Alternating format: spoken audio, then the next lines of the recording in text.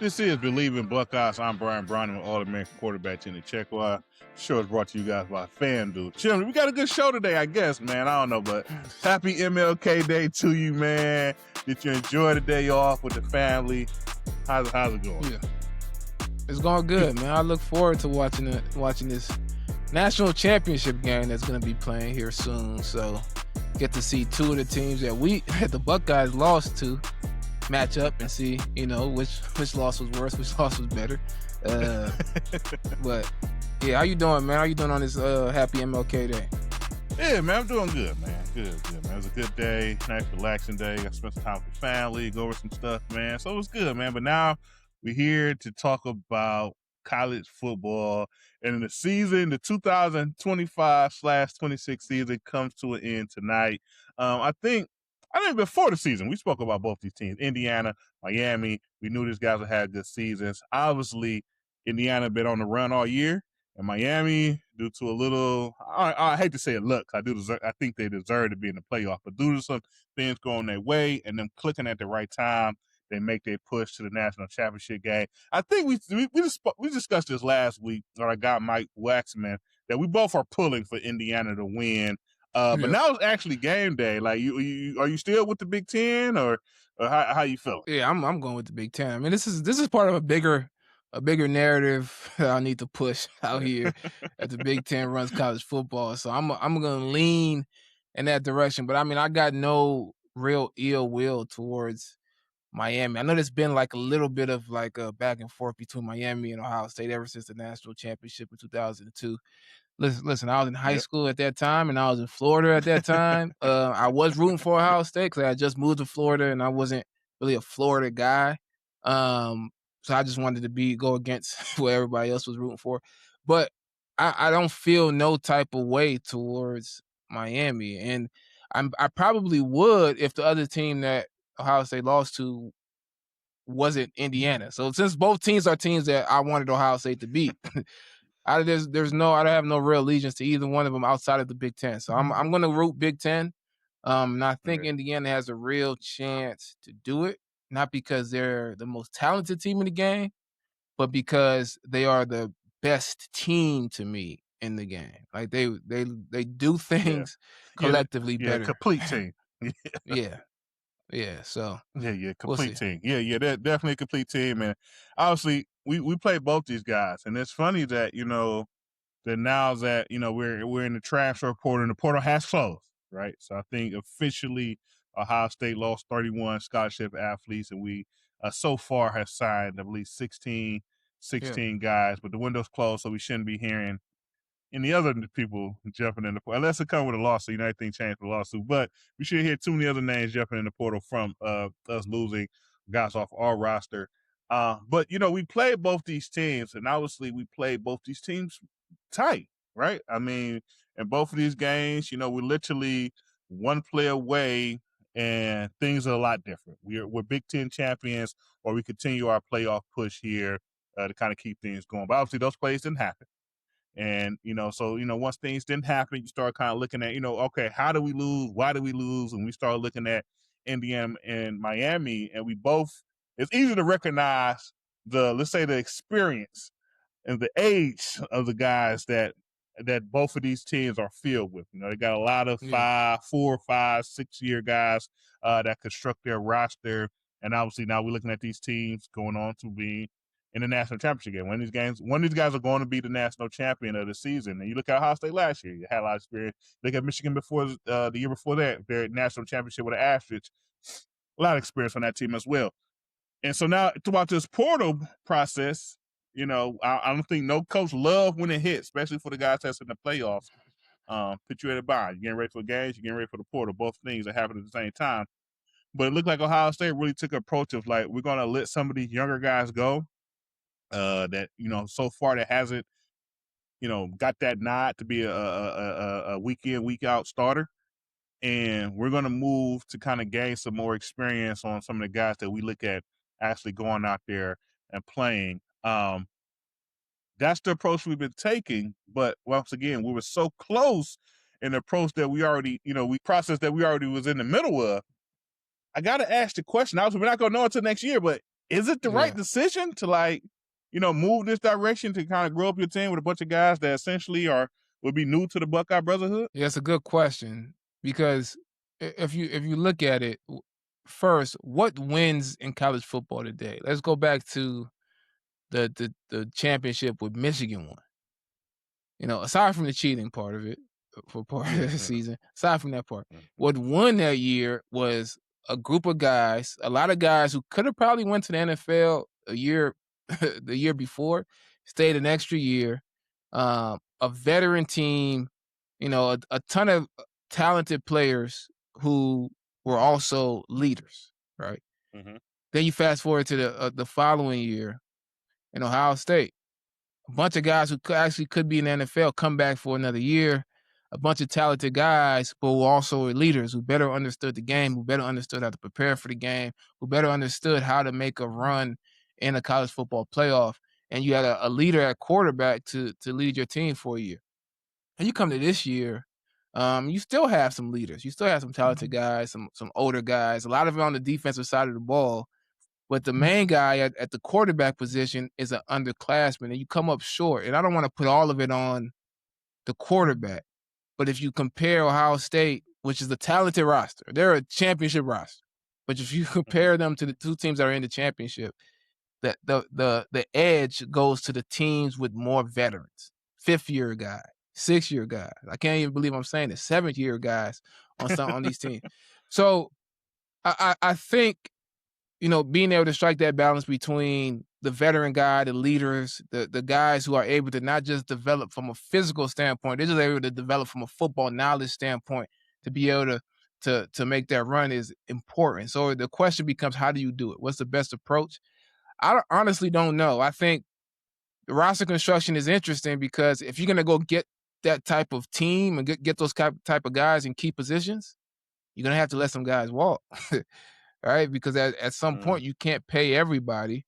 And the Yeah. young talented players coming in, like a Chris Henry or some of these other guys, you want to have because they're legit future talents. And then the guys that are already proven what they can do, you got to pay because somebody else is going to pay them. And then it ends up squeezing the guys in the middle. And what's tricky now is that guy in the middle may be the next, You're right. star Right. player. And I think what Ohio State has really shifted to is the evaluation. We're gonna bring these guys in young. We're gonna evaluate them for 1 year, maybe 2 years, and then if they don't figure it out by then, we're going to get the new young guy. But we're always gonna keep our starting level guy. And I can't say it's the wrong approach because even from a transfer standpoint, they lost 30 or so guys. They Mhm. really only brought in 16 guys, right? They brought in Right. 16 guys, and it looks like they're gonna be super active in the portal now. They didn't bring in a lot of star talent. Like they brought guys who could start. I can make an argument that some of the guys that left could likely play at the level that the Mhm. guys that they brought in could play. Mhm. So I don't know, man. I'm curious your thoughts on it. It's Yeah. different, and it's hard to like different if you're used to something. But I Yeah, don't know. no, no, no. I mean, I'm an Ohio guy. I always kind of go back when we kind of get in these situations. So I love my Ohio kids, right? I love my guys that Yeah, grew up watching and living and breathing Ohio State football, having a chance to be good, work hard. Was very good in high school, right? Be a 4 or 5 star recruit. And then you come to Ohio State, and yeah, maybe it takes you, like a lot of high school, it takes you a year or two to kind of understand the game, develop your body a little bit, maybe learn a little bit more about football before you actually get to go out there and do it week in, week out uh, for the Scarlet and Gray for our guys. But obviously we took the approach where we wanted to see, we wanted guys to come in with the experience, like Tony Gurman, who for a lot of Ohio State guys, you would know him, been a reporter Ohio State for many years. He kind of put out this a little sheet, and it's like a little stats, and it got this career stats. We lost 31 guys scholarships in the portal. We gained 16, and he just kind of did a side by side. What did we lose in actual experience, like starting? What we got: starting tackles, sacks, yeah, rushing yards, receptions. and compared to what we gained in experience for what these guys have actually done already, on the collegiate level playing in college football games. And, it was no doubt. I don't think it's close as like maybe Russian, but everything else is like, a huge skew to the guys that we brought in. Just once again, they've just been playing college football. It's going to take us to next season to figure out did we make the right decision or not, right? Obviously, we know next year our schedule picks up. We have a lot of tough road games and we when once again we're going to expect our Ohio State team to be in contention to make the playoffs. So we can't go out and lose 3 games and just know that that we are make the playoff. We lose 1, we lose 2. I think we give ourselves a good shot to get in. I'm biased. I think we'll win every one. But it's like you got to go out there and do it. So I think we had this conversation earlier in the season once Miami lost one of those games. I don't know if they lost their first game or the second game. You kind of started talking about, Will, you got a team full of transfers. Lose a couple games, you don't make the playoffs. These guys are going to get ready for the NFL. Like they're not, they're mentally no longer going to be locked into the team and willing to die and buy out for things or play with a little bit of nick. They're going, we kind of had that conversation. Obviously, things shook out for them. They start playing better. They got in the playoffs to make their run. But now I'm be concerned about that with Ohio State. We bring all these guys in, that wasn't, recruited here. They haven't been here for 2, 3, 4 years. And before they got the opportunity to play, they're basically hired guns, right? They come in, they're here to win. If we mess around and we don't win and we don't, things don't shake out the way I thought it would shake out, I'm done. Like, this is not a big deal for me. I'm going to go on and try to get ready for the next level. We lost a lot of talented guys, right? I mean, when you look at it, we was very excited when we signed these guys. The Marlon Grahams, the Aaron Scott. We was very excited when these guys decided to come to Ohio State, and for us now to lose them in the portal, like I said, it's gonna take a year or so to see if we're doing the right thing right now. Obviously, I got faith in our staff. I'm gonna cheer these guys on, but the question mark is now lingering: is our approach the best approach, or should we just develop our own? These 4 or 5 stars that we brought in and let them go out there and see what they can do. Yeah, I think they needed a real portal approach though, because initially the national championship year, which was last year, they signed a lot of guys. They brought a lot of guys back that could have moved on and went to the NFL. So that was really the real spin and the real focus. Outside of bringing some key guys like Will Howard and others. And then you come back to this year, they did a little bit in the portal, but they didn't do much. But they also had a lot of guys because they brought a lot of guys back. You had a lot of guys who could play. Like Jermaine Matthews could have been starting last year, but you had Denzel Burke, you had other guys playing the position at corner and nickel, so you didn't need them for real. So this is the first year I think where you're not backed up, where you just have a ton of guys, senior guys, and you have a ton of guys under below that can step up and start. And what it feels like happened this offseason is that coaches had to make a decision for players and say, do I see these players as a starter at Ohio State next season? Like, do I see him as a starter? And if I don't know what the conversation is like. I don't know if they say, look, let me show you the door, or if it's like, they just say, look, I don't see you at the starter level, so we're going to go get a guy out the portal that we think could come in here and start. Either way, it's the same conversation as a player if it's me. It's like, well, I'm going to go find a place where I can actually potentially start. So I don't actually mind that approach, except there's some key positions to me where I would prefer you have a young guy come in, develop, and then, they take over when the next guy leaves. One of those positions is quarterback, right? If you got guys at quarterback who are talented players, kind of really good out the gate, but still need to learn offense and learn, what they're seeing, that they can develop, and you can have a next guy come in. I would like to have a guy that has developed that quarterback. The other position to me is cornerback.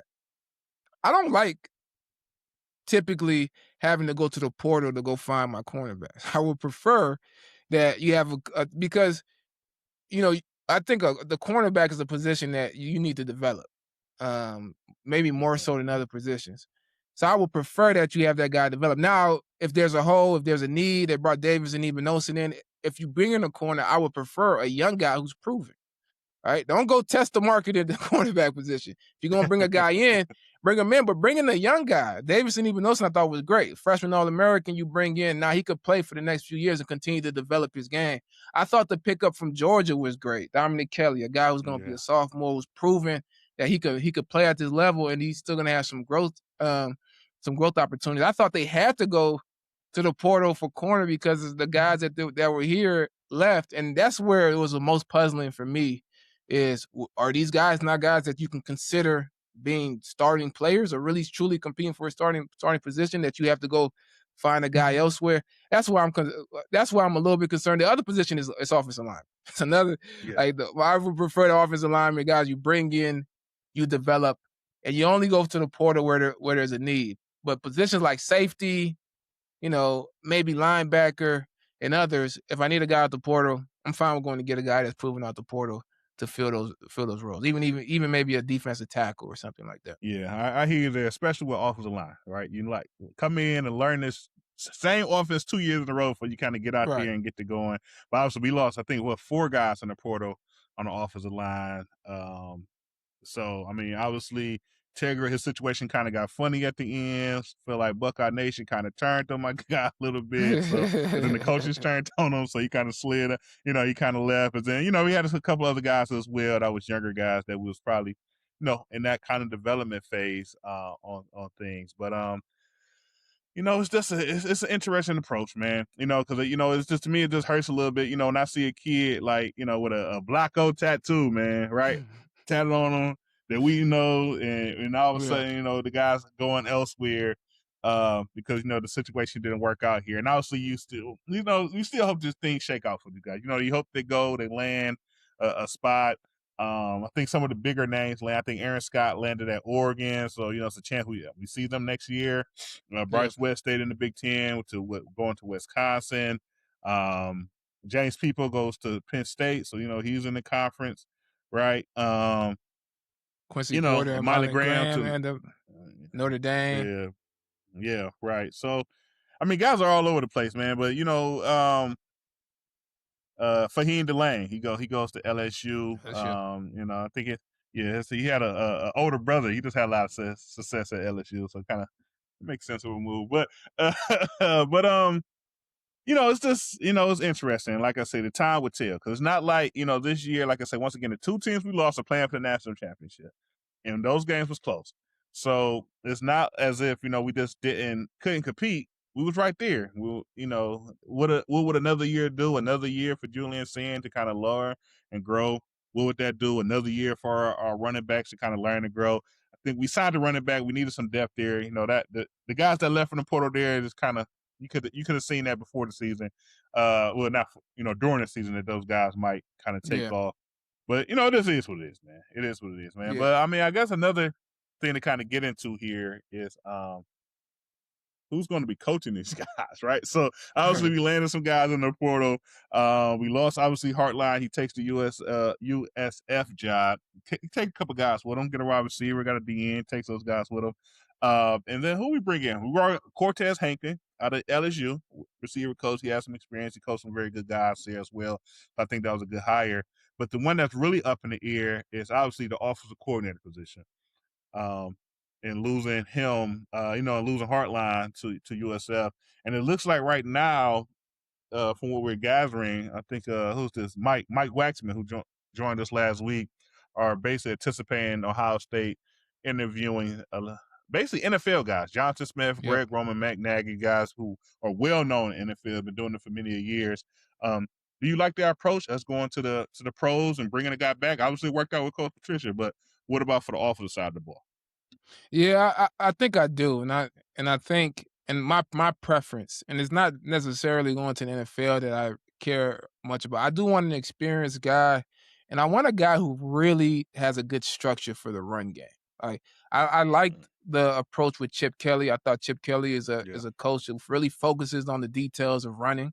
And I think that benefits Ohio State, especially when you get to the playoffs. No matter what the approach is, whether it's hurry up offense, throw the ball a lot, etc., having your run game approach that actually benefits and mirrors what you want to do in the pass game is truly important.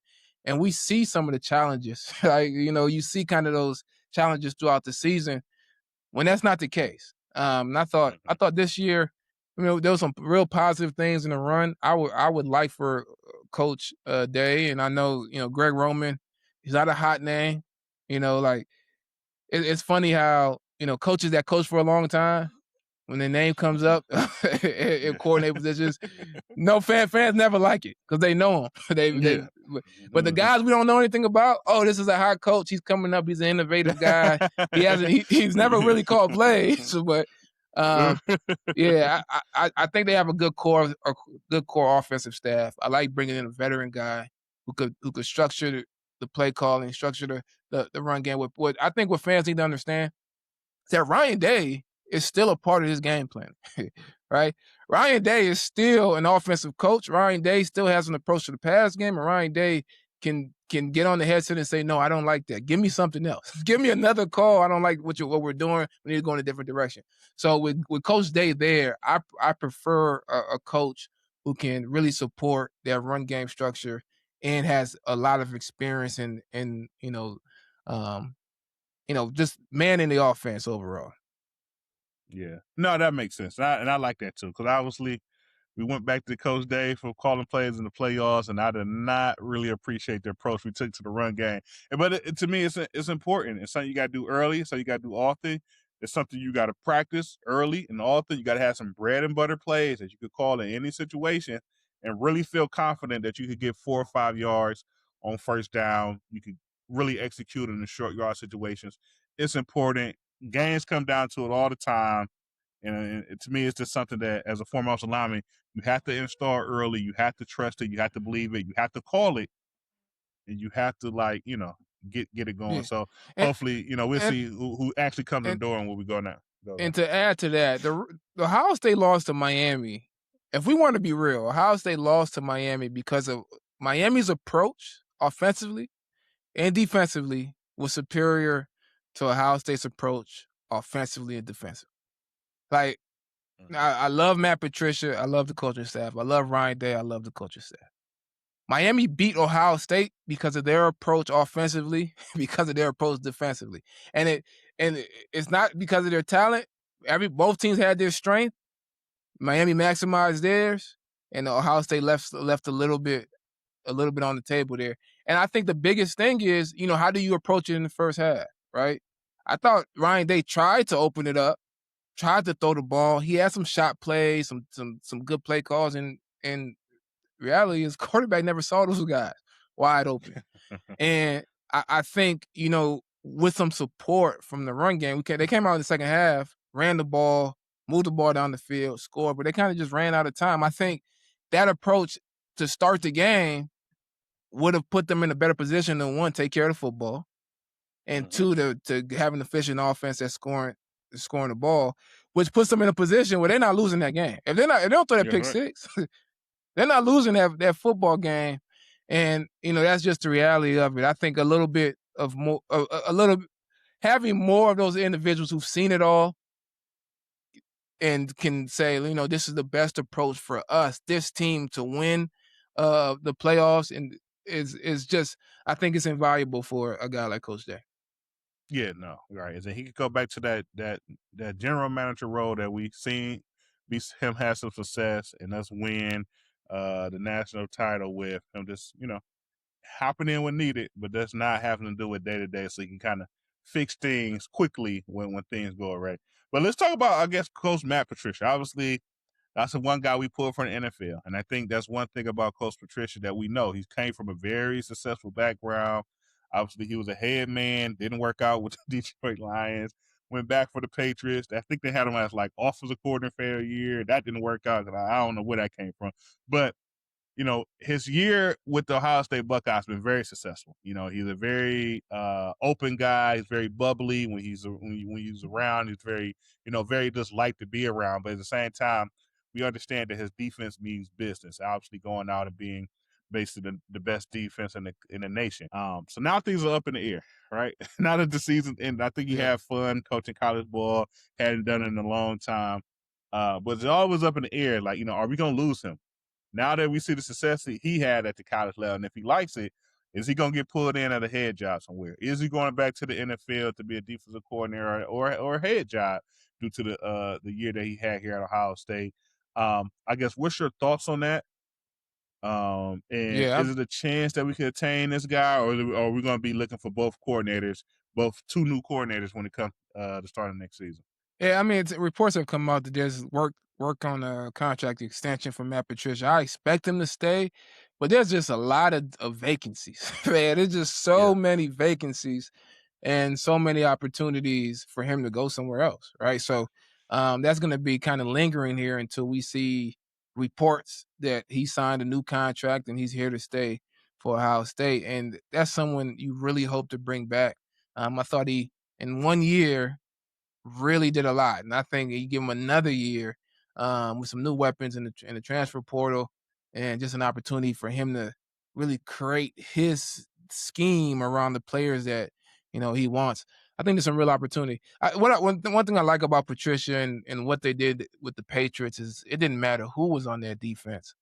They got it done. They never had the most talented defenses. They had talented players at certain key spots, and they made it work with everybody else. And I I truly Bleav that with Matt Patricia as the defensive coordinator, Ohio State is a threat to be a national championship team every single year. So I hope they bring him back, and I expect him to be back, but it doesn't matter what I expect. Yeah, and it's funny. It's like you say, he's very good at looking at what he has and executing. So I think just due to the talent we lost from last year to this year, even he's the defensive coordinator or not, our defense will look completely different next year because you lost McDonald, you lost Everett Reese, you lost Sonny Styles and Caleb Downs. The defense is going to look completely different. But like you said, I just got faith that however it looks, however they come out, they're here to make it make sense, and they'll be able to stop the run and be disruptive and be a good defense, man. But look, that's our show for this tonight. Obviously, you're about to lock in on this national championship game. Next time you hear from us, the season will be over. It'll be the off season for everyone, and we'll be gearing up for our 26 campaign. I guess shout out to the Indiana Hoosiers, bring it home for the Big Ten. Miami, great job, but we hope to come a little bit short tonight. Right. But yeah, but that's it though. But please follow us at Simple Questions. Follow us on YouTube, Spotify, Apple. We love to talk our Buckeye football, and we'll be bringing you guys continuing new news as the week progresses, right? In all season, we figure out who else we sign in the portal. Maybe some offensive linemen to come in the door. I don't know. But we'll bring that to you guys, and we give you guys our perspective. We're going to end this as we do with a nice OH. Yo. Go Bucks. Talk to you guys soon. Go Bucks.